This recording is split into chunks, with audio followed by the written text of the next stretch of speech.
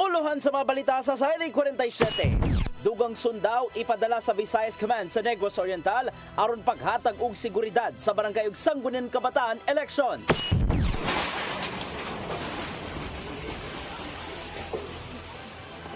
Mga balay kilid sa sapa sa Upper San Roque sa barangay Calamba, mamiligrong mahunlak kung magpadayon ang pagbunok sa uwan. Lalaki nga nag-viral human ni kak og armas ato sa away sa yuta sa dakbayan sa Lapu-Lapu mag-atubang og patong-patong nga kaso. Sugbo, Kabisayan ug Mindanao, Pilipinas ug katawhan kutos maabot sa tong Sibya sa tibuok kalibutan mayong hapon. Live kita karon sa CCTN Channel 47 ug kini ang tulumanon sa nag-unang kasayuran nga angay natong masayran. Ako si Dennis Tabar. Tulumanon sa patas ng mga balita ug opinyon. Ako si Danica Caballes. Kini ang Sairi 47.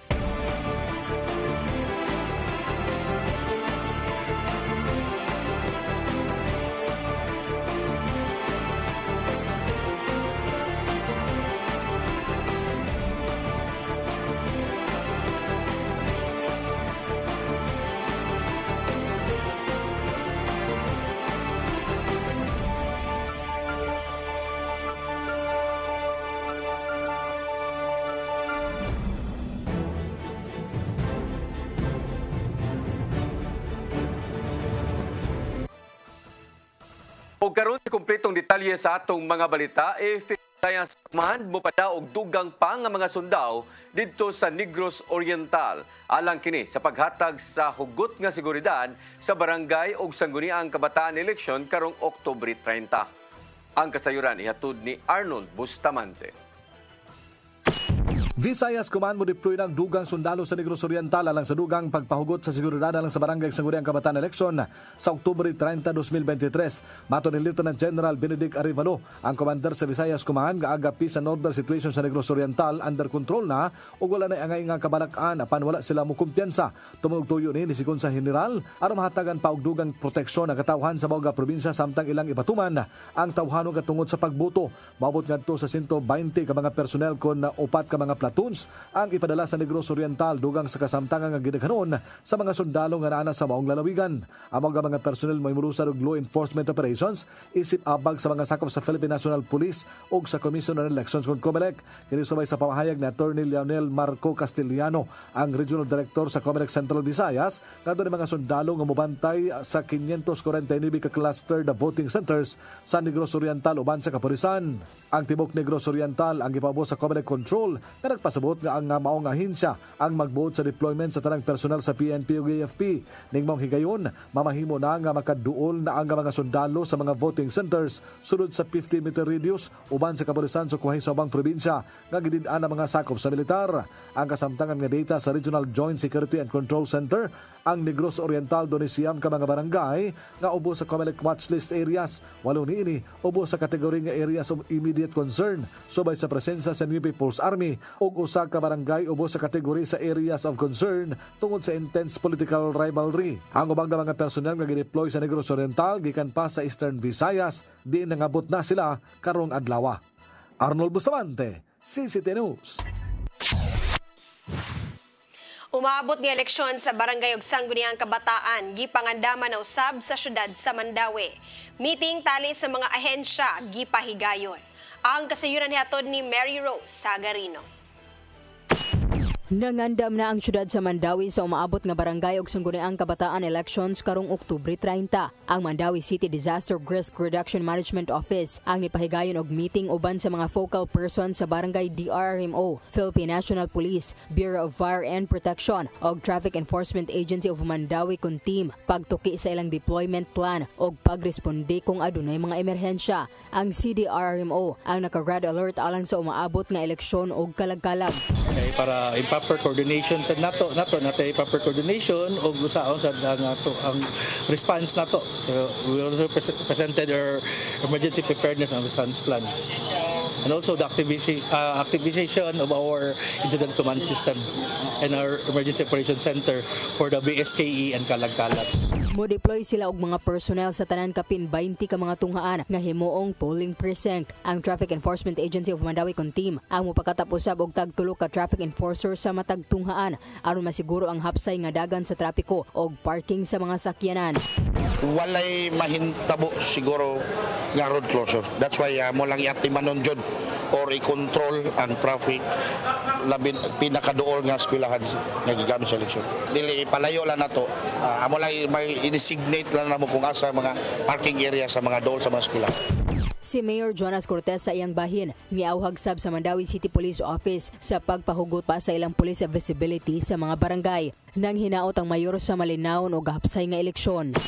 Kooperasyon sa mga kandidato, we know kung sa mga rules and regulations, guidelines sa COMELEC. So unta kita mutuman lang gyud kung sa nakalagda sa maong mga regulasyon. So far maayo man gyud no ang dakuyan, pero mao lagi paningkamutan gyud nato nung malinawon kay ang Mandawi na ilan man gyud nga peaceful gyud ang atong mga nanglabay mga elections. Mary Rose Sagarino, CCTN News. Arsobispo Jose Palma misaysay human makakita sa gingong dansiksan nga pinuminon atol sa kapistahan sa Birhen sa Fatima didto sa lungsod sa San Remigio. Ang kasayuran ihatod ni Gian Navarro. Hilabi ang katingala og kamaya ang nasinati sa mga nanimba atol sa ilang Fiesta Mass sa Kapilinha de Fatima sa lungsod sa San Remigio niadtong Oktubre 13 sa buntag. Makita ning video sa social media nga daw nagsayaw-sayaw ang adlaw og nag-ilis og kolor. Halos pareho sa nahitabong aparisyon sa Birhen sa Fatima kapin usa ka gatos ka tuig na ang nakalabay. Hinungdan nga nag-viral ning video sa internet niadtong nakalabay nga weekend. Personal nga nakita nilang Arsobispo Jose Palma o Bishop Ruben Labajo ang mong phenomena. Din sila mismo ang nagmisa ng panahon na. Human na tingala og nanguryoso, hilabi ang nasorpresa si Arsobispo Palma human makakita sa phenomenon. Something not ordinary. It's something not ordinary. What does it mean? I do not know. But for many people who have seen it, it's a wonderful sign from above. Apan bisan pa man, di pa makumpirmar ni Arsobispo Palma kung usa ba kini ka milagro o dili. Sa diyang gipangutana kung susihon ba sa simbahan ang maong phenomenon, kini na lang ang iyang natubag. No, I will not. Kasi to me, it will create some kind. I don't know, but if you ask me, to me, yeah, that's not the important point. Let it be for those who have seen. Gisekundahan ni Auxiliary Bishop Labajo nga na-timing lang gayud ang maong panghitabo sa maong aparisyon. Apan, siyensya lang ang makatubag bahin sa nihimong pagsidlak sa adlaw niya ng panahuna.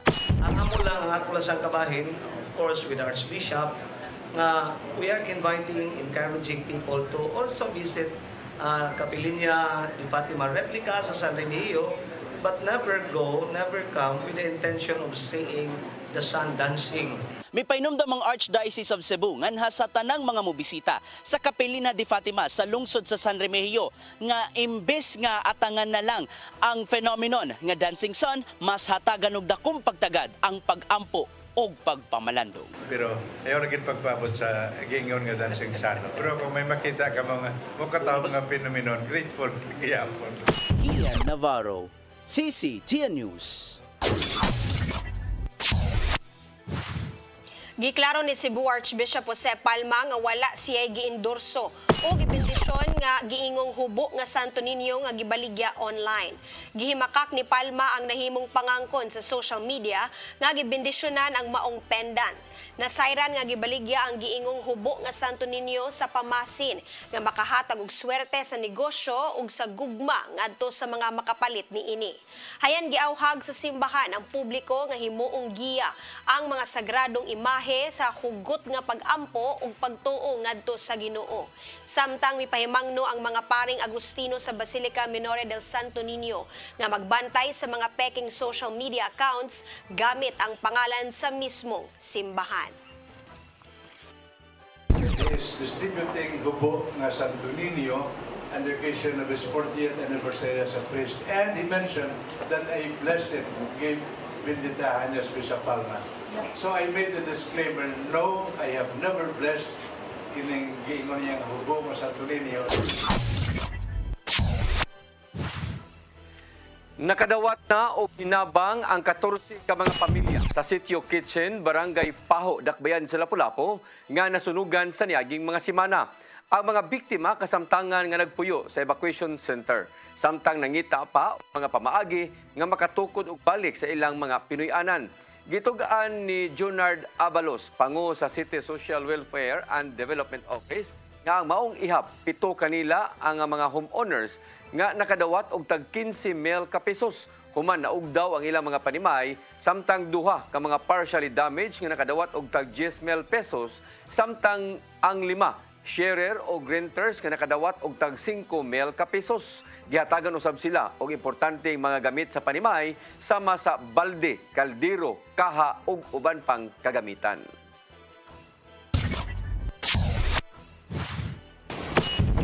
Musunod,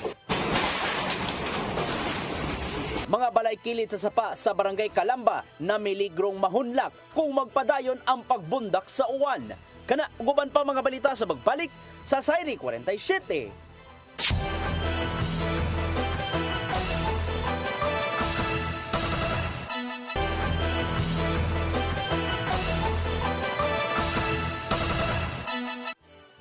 Balik sa ato mga balita, mga balay kilid sa sapa sa Upper San Roque sa Barangay Calamba na miligro nga mga hunlak kon padayon ang pagbunok sa kusog nga uwan. Usa ka budiga ang kalit lang nga nahugno human miliki ang gitukuran niini nga kilid sa sapa sa maong lugar atol sa kusog nga uwan kagahapon. Ang kasayuran ihatod ni Sherissa Mayoy.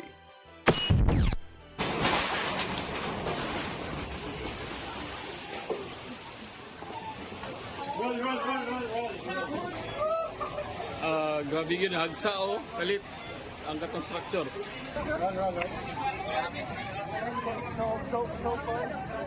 Kalit lang nga nahunlak ang yuta sa habig sa usa ka bodega nga gipanag-iya sa usa ka residente sa Sitio Upper San Roque, Barangay Calamba, Dakbayan sa Sugbo kagahapon sa hapon atol gyud sa pagbunok sa kusog nga uwan. Dali nga gibisita ni Cebu City Councilor Jerry Guardo ang chairman sa Committee on Infrastructure sa konseho sa Dakbayan sa Sugbo ganinang buntag uban ang mga tigbalita og personal nga nakasaksi sa pagdahili pagbalik sa yuta.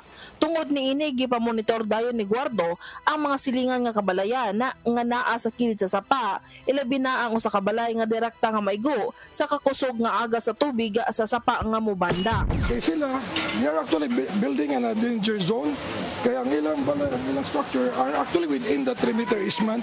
So mo nang these are the typical example. Mo nang ginangipangusgan gyud sa gobyerno, sa city government nga ma-recover gyud, ma-clear gyud ang atong 3-meter easement para layo sa peligro disgrasya ang mga residente. Sa inisyal nga pakigsusi ni Guardo nga iyang nakita ang riprap nga gipatungan sa bodega o sa balay nga peligro nga mahunlak tungod kay dili kiniligon o kung magkanunay ang ulan dako kini nga posibilidad nga ma-wash out na kini. Samtang grabe kabalakasab ang gibati sa mga residente sa dapit tungod kay nagtuo sila nga niuyog lang ang ilang dapit tungod sa linog.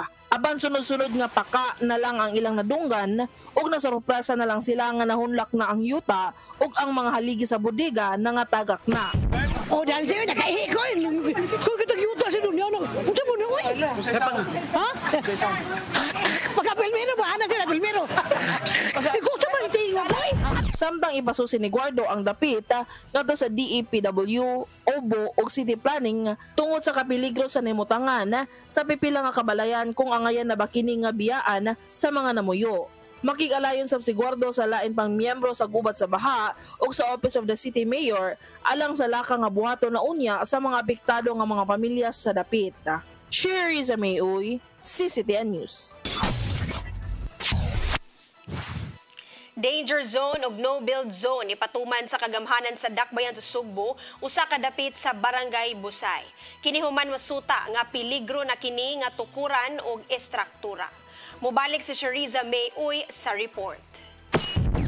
No build zone ipatuman sa Cebu City Government sa kilid sa dalan nga nimutang sa sitio Lower Busay, Barangay Busay, dakbayan sa Sugbo. Kini subay sa padayon nga paglihok sa yuta ug ang hinahinay nga pagdahili sa bahin sa yuta ilawom sa National Highways sa Busay. Gani nalangay ang road repair project sa Department of Public Works and Highways tungod sa usa ka balay nga nimutang sa kilid sa karsada. Subay niini nakigalayo ng DPWH ngadto sa buhatan ni Councilor Jerry Guardo, isip chairman sa Committee on Infrastructure aron nga masusi ang dapit. Kay nagpatabang man nato ang taga DPWH kay na sila ongoing nga project dere no, slow protection. Unfortunately ang ilang concern kay dunay kaning balay nga nadahirig na but nagmagahi ba di siya gyud ipaguba yang balay, so mga tulo na kabulan wala gyud makaresume og trabaho ang contractor. Uban sa Office of the Building Officials, Department of Engineering and Public Works ug DPWH, gibutyak ni Engineer Roycen Rivera sa ubo nga niatong 2018 gisugdan na ang pagtukod sa balay ug niatong 2020 mi-issue sila og notisiya sa pagpahawa tungod sa kapeligro sa gipatungan sa ilang balay. Apan karon mo issue na sa pagbalik ang ubo ug pagdeklarar nga danger zone ug pagrekomendar nga no building zone sa dapit. Siguro na gid ni mga kuan pero ilamang kunong madali dito. Actually na sila contractor ato kana na lang balay nga gihuwat nila nga ma-demolish. Samtang sa maong inspeksyon nauyunan sa DEPW ug DPWH nga trabahoon una ang slow production ilawom sa karsada tungod sa padayon nga pagdahili sa yuta. Giulagway ni Engineer Nieva Bayukot ang pangulo sa DEPW nga peligro gyud ang karsada ilabi na sa mga motorista nga moagis sa dapit. Gani one way na lang ang magian tungod sa paghunlak sa pikas nga portion sa dalan. Peligro na gid ni mga kuan pero ilamang kunong madali dito. Actually na sila contractor ato kana na lang balay nga gihuwat nila nga ma-demolish. Sa maong inspeksyon sa dapit, ipadayon na ang pagtrabaho ug mga adlaw sa pag-ayos sa dalan. Sherry Zameuy, CCTN News. National Meat Inspection Service sa Central Visayas ni pasalig nga donaray igong supply sa karne sa baboy alang sa umabot nga Pasko ug bag-ong tuig. Ang kasayuran ihatod ni Mary Rose Sagarino. Gipasalig sa National Meat Inspection Service sa Central Visayas kon NMIS 7 nga aduna ray igong supply sa karne sa baboy alang sa umaabot nga Pasko ug bag-ong tuig. Bisan pa og gilauman ang pagtaas sa demand niini, abunda ra kuno ang supply sa rehiyon ug wala ray angay nga kabalak-an. Gani sa ilang datos, nagpabilin ang gidaghanon sa produksyon karon. Gikan Enero hangtod Setyembre, kapin 302,000 head sa baboy ang naihaw sa tibuok rehiyon, halos pareha lang sa gidaghanon ni aging tuig. Samtang sa manok, moabot sa 56 million heads. It's almost the same ang trend. Wala may kuan. Same with ato ang mga uban nga mga produkto like cattle, goats, no? So nothing to worry. So mana siya ato ang mga we keep on monitoring those productions. Samtang giawhag sa buhatan ang mga konsumidor nga kung mamahimo mutan-aw sa meat inspection certificate, nagpamatuod nga naihaw sa slaughterhouse, limpyo og luwas ang karne.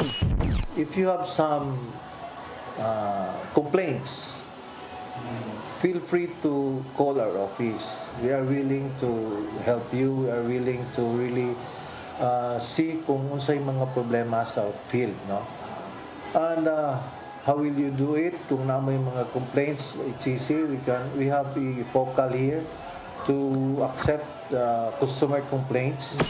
Mary Rose Sagarino, CCTN News.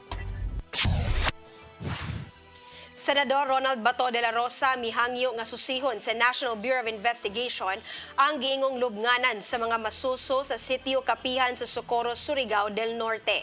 Subayon nila ang matag anggulo bahin sa nahimong kamatayon sa mga bata. Ang kasayuran hatod ni Gian Navarro. Nakahigayon sa pagbisita si Senador Ronald Bato de la Rosa sa Sitio Kapihan sa Socorro, Surigao del Norte. Subay kini sa nagpadayong investigasyon bahin sa gingong pagpangabuso sa gitoong kulto nga mao ang grupong Socorro Bayanihan Services Incorporated. Nakaplagan nila ang giingong lubnganan sa mga masuso sulod sa Sitio Kapihan. Mato di Senador de la Rosa nga nakuwangan kini sa grabing pagpangandam sa komunidad maong napakya sa pagtabon sa mong lubnganan. Maong nihangyo sila sa National Bureau of Investigation ang maungsamang sa mga bata. dungan sa tinguha nga subayon ang matag anggulo ug sirkumstansya niini. Nabantayan usab nilang De La Rosa nga walay private army ang misugat kanila sa sitio Kapihan. Wala usab nila makita ang giingong Shabu Laboratory diha sa Sud. Samtang namatikdan sa senador nga scripted ra kayo ang tinubagan sa mga nahimamat nilang tao sud sa komunidad. Bisan og padayon pa ang ilang investigasyon, napamatud-an og na-convince ni De La Rosa nga usa di kakulto ang grupong SBSI. Gian Navarro, CCTN News. May pahibaw ang duha ka mga testigos nga ilang bawion ang mga pamasangit patok sang kanhi Senador Laila De Lima. Matod sa gipada nila nga suwat ngadto kang De Lima nga buot nilang bawion ang testimonya sukad niadtong 2018 ug una nga gisaysay nila ni Rodolfo Maglio o Nonilo Arili nga giingong tigdawatan sila og drug money gikan sa Bilibid Prison nga gito ang gilambigitan sa kanhi senador. Dugang pa sa duha nga pagbuot sa ilang konsensya ang mao nga pagbawi ug dili na nila gustong mabiktima sa huyang nga hustisya si De Lima. Mihangyo usab sila nga Maglio ug Arili nga ibalhin sila gikan sa Sablayan Penal Colony ngadto na sa New Bilibid Prison tungod sa hulga nga naangkon. Mga libod suroy sa dakbayan sa Sugbo, subling hipuson sa kapulisan. Lakip na niini kadtong lalaki nga mangayo sa mga pasahero sa mga publikong sakyanan o kung dili hatagan masuko ug manakit sa mga pasahero. Ang kasayuran nihatod ni Arnold Bustamante. Subling munusan ng kapulisan sa nagpesugbo og rescue operation sa mga batang libod suroy sa Sudan ug paghipos ni mga makililimos diha sa kadalanan human sa video nga nag-viral sa social media sa usa ka lalaki nga mangayg kwarta sa mga pasahero sa publiko nga mga sakyanan apan kung dili mahatagan masuko kini og manghapak. Mato ni Police Lieutenant Colonel Janet Rafter, Information Officer sa Cebu City Police Office, nga ila dayon kini nga gihatagan og pagtagaan ug girespondihan ang dala Natalio Bacalso dinidto matod pa kini kanunay nga mangatang sa mga jeepney paseroan. Apan wala na nila kini makitipa tungod kay magbalhin-balhin matod pa kining lugar nga punduhan. Tungod niini niawhag si Rafter ngadto sa publiko nga kung makitaan kini pagbalik labing maayo nga i-report dayon sa labing duol nga police station aron ila kining ma-rescue ug madala sa gitahasan nga buhatan sa kagamanan sa Dagbe sa Sugbo. So mo na nga kami nang hangyo nga kung kinsa maganitong nakaila og nakakita niini kung asa gid ni siya gapuyo or asa siya gapermanente muhangyo mi sa pagduol ana kita mga kapulisan diha sa ato ang mga kadalanan sa pagduol lamang para usab ma-rescue nato ni so that dili na siya makahatag og so that he can no longer inflict more harm sa ato ang publiko. Gipasabot ni Rafter nga daghan na silang na-rescue nga mga batang libod suroy lakip na kining magpalimos diha sa karsada. Apan ang problema mobalik usab kini bisan na bihimo naglakang ang kagamanan sa Dagbe sa Sugbo. Subay nini nakikilayo na sila sa barangay officials aron maabagan sila sa pagmonitor nga dili na mamalik o madala sa ahensya sa gobyerno. Arnold Bustamante, CCTN News. Mga pagpangandam alang si pahigayon nga national retreat alang sa mga kaparian karong Nobyembre nakahanay na. Gipanghinaot ni Arsobispo Jose Palma ang malampusong pagpahigayon sa mao nga kalihukan. Ang kasayuran ihatod ni Gian Navarro. Plansyado na ang ilang mga pagpangandam alang sa National Retreat for Priests 2023 karong Nobyembre 7 hangtod 9 dinhi sa Dakbayan sa Sugbo. Sa nimong coordination meeting sa Working Committee, gilauman nila ang pagdagsa sa kapin 2,000 ka mga pari gikan sa 58 ka mga dioceses lukop nasod.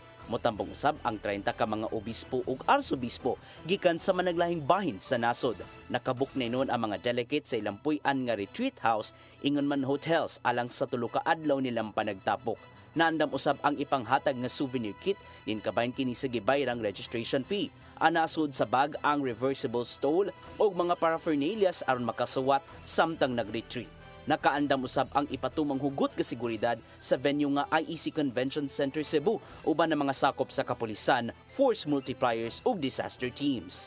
Ilabi na nga gibantayan nila ang mga VIPs nga naglangkob sa retreat speakers. Ingon man si Papal Nuncio to the Philippines Archbishop Charles Brown. Si Arsobispo Brown usab ang mumisa atol sa unang adlaw sa retreat sa takna nga alas 11 sa buntag. Every event that we do in preparation for security, we always expect for the worst.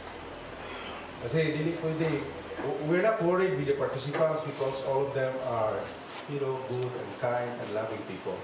But we do not know if there are some, infiltration. Ana nasa 80% ang nakabot gikan sa target budget nga 15.7 million pesos tungod sa suporta gikan sa donors, sponsors ug pledges.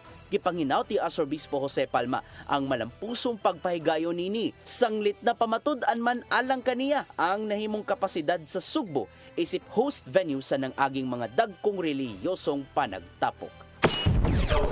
I do believe you have prepared so wonderfully and prepared in such a way that we think all aspects of the preparations that are so wonderfully laid down. Ian Navarro, CCTN News. Mosunod, lalaking nag-viral human ni kak og armas ato sa away sa yuta, mag-atubang og patong-patong nga kaso. Kana uguban pa mga balita sa bagbalik sa Sayri 47.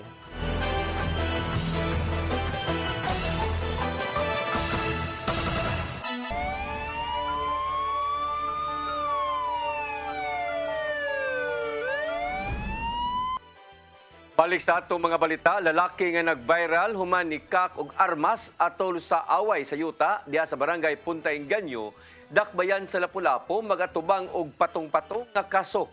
Suspek ni klaro hinoon nga tuygan ra ang iyang gibitbit. Ang kasayuran ihatod ni Patch Anthony Inso.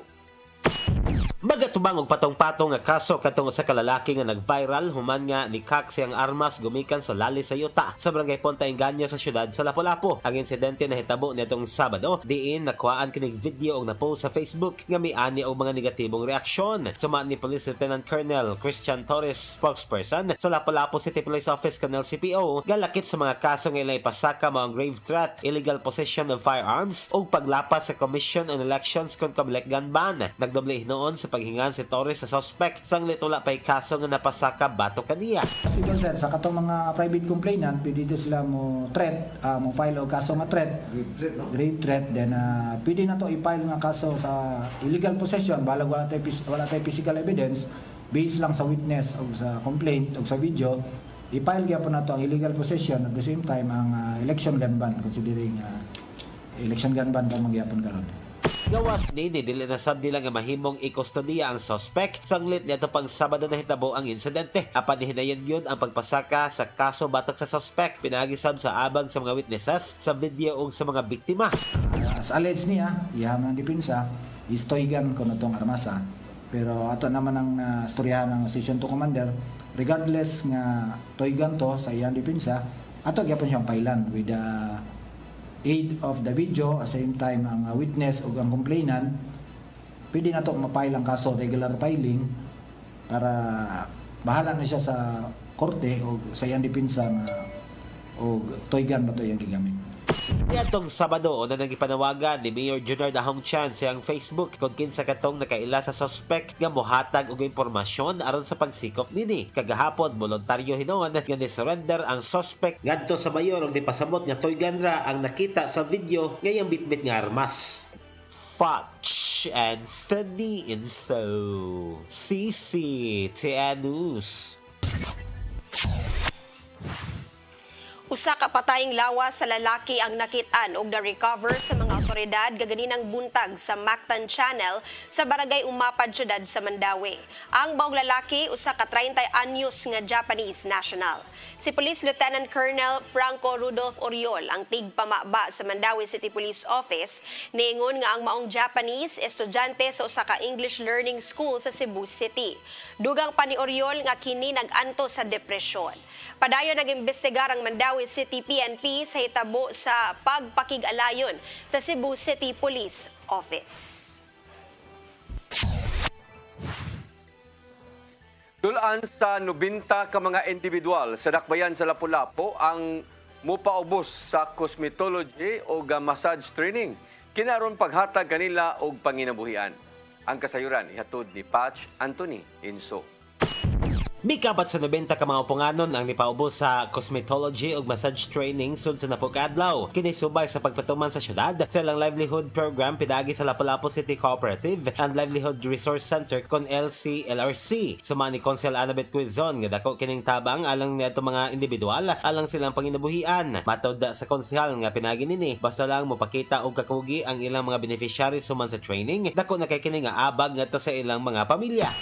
Napo kaadlaw ang training sud sa napo kaadlaw inyo lang yun na silang atimanon mo kuan lang yun attend lang yun ini kahuman sa napo kaadlaw dadayon mo model sample dayon sa inyo dayon nakatunan unya kung pwede mag-OJT o usa ka parlor yun libreng serbisyo adto sa libreng serbisyo kadaghan ani libreng serbisyo ini human sa election campaign period kay gihunong man ang atong libreng serbisyo ini human makapadayon na ta sa atong libreng serbisyo. Diha sa libreng serbisyo, libre man atong masahe, libre man atong manicure, pedicure, libre ang tubig. Mag-OJT mo dito ni ma'am.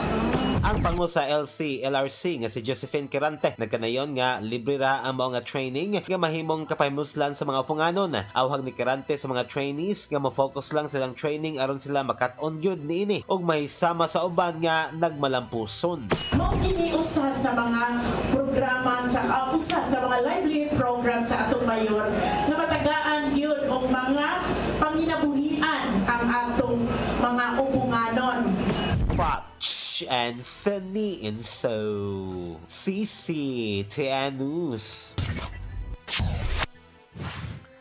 Mo katong naglangkob sa atong mga balita sa Sayre 47 at tangi ang lamdag ni Tatay Dudong Linchua nga mosunod karon dayon.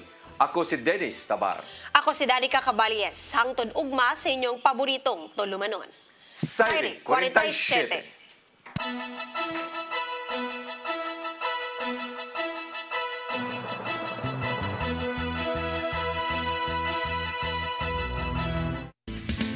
Lamdag, uban ni Tatay Dodong Limchua. The Gospel according to Luke 11:37 to 41. In Jesus' time, observing the law is strictly followed as the Pharisees are the religious leaders who set the rules. Sila ang magbuot sa balaod. It was then Jesus who does not take the rules literally but instead observe the underlying meaning of the tradition. He was referring to the spirituality and the inner goodness of the person. No matter how organized or clean the outside is, the inside of a man, the inside of a person, and his good acts are all that matters. The last statement of Jesus also tells us to be charitable persons and always surrender ourselves to render our service at time when it is needed by our fellow neighbors. What is important to you? Is it intention or outcome? In the reading, Jesus gets very impatient with the man and his rules and regulations. Jesus accuses the man of outwardly doing what is required by the laws. Jesus could see that the Pharisee's heart was filled with greed. The Pharisee followed the law, but what was his motivation? Unsam day ang katuyuan na to. Today, Jesus invites us to look closely to our motivation. Why do we do what we want to do? Are our choice and action prompted by our desire to truly follow Jesus' example? Or do we do what is considered perfect simply because we want to look good? Muna usay may tabo na to. Gusto na itong buhaton na ninduton tanahon sa mga tao. pandili ang atong kiladman. The Pharisees washed their hands before and after eating, not because they really wanted to be clean, but to follow the tradition and to appear religious. Jesus did not observe the tradition not because he was against it, but because he wanted to use the occasion to preach. He knew in advance what the reaction of the Pharisees, and he was familiar with his thoughts pattern. It was a perfect moment to drive home the point of hypocrisy. The word hypocrisy is originated from the Greek word hypocrites, which means an actor or a stage player. It refers to someone who put on a show nowadays. It means someone whose action contradict his words or stated his belief. The Pharisees were known for their dedication to follow the law of Moses. This is something admirable, except that their hearts were far from the real spirituality that love and compassion demand. And so, Jesus tells the Pharisees that although the letter cleanses the cup and the dish, but his heart was evil. Today, we are told to wash our hands more thoroughly and regularly because of the pandemic. Some people even carry with them sanitizers and alcohol to be applied where it is necessary. These are advisable protective measures, but it is more important to sanitize our heart and mind with the power of forgiveness and love. When the inside is filled with positive vibes, it will become obvious outside. We become naturally compassionate and generous by giving alms to the needy. Jesus promised that everything will be clean for us. Mga kaigsunan, atong ibutang itong kagulingon sa presensya sa Ginoo. Sa ngalan sa Amahan, sa Anak, sa Espiritu Santo. Amen. Nakitong Amahan, ipahilayo ka na mo ang pagkamagkaroon ingnon. Do not allow the spirit of hypocrisy to come to our heart. Always cleanse us with your most precious blood so that we can be humble always. Yes, in serving you, we cannot be an effective instrument if we are hypocrites. Yes. Langitong Amahan, let us receive the humility of Jesus. Ngaunta, mapaambit sa imong bugtong anak ang iyang pagkamapayubnubsanon diri kanamo aron kami mahimong lig-on nga instrumento nga moalagad kanimo. Yes, Father God, we surrender to you everything. Yes, allow the Holy Spirit to move in us so that we can be an effective instrument of yours. All of this we ask to your Son, Jesus. Amen and amen. Salamat sa Amahan, sa Anak, sa Espiritu Santo. Amen. So mga kaigsunan, ugma kita-kita sa sabta. Shalom.